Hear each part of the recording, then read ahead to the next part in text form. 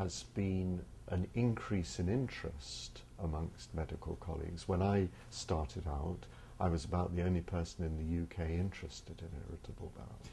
But I still think that the average physician and gastroenterologist sees IBS as a bit of a nuisance rather than anything too important. I think finding adequate care is very difficult, because how do you find that out?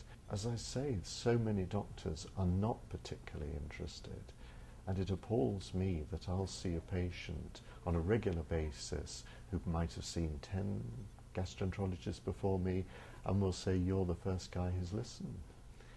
And I don't know how we turn that round.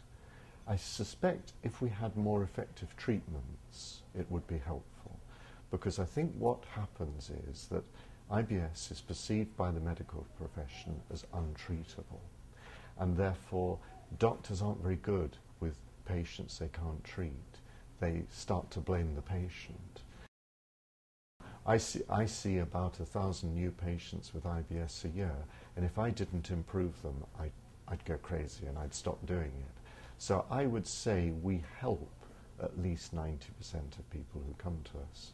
But I think it's setting the goals with these patients, that you say, okay, this condition isn't curable. That's what you've been told over and over again, but we can help you. We can help you hopefully with your symptoms, but we can also help you cope with your symptoms. So I think we're helping in a supportive way, and in a way, hopefully in actual symptom reduction. But we see ourselves as a caring group. The patient is under our wing for as long as they want to. There's a helpline into the unit, so the patient can just ring in whenever they want. And so there's a group of people there who are caring for them as and when they want. I think the first interview is the key. I spend as long as the patient wants with me.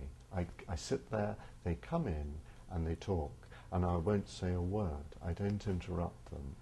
It's usually getting rather a lot of anger off their chest about previous physicians, and then they start to talk about their illness. And I just sit there and listen, and then spend as long as they want explaining their illness, trying to give them insights into their illness.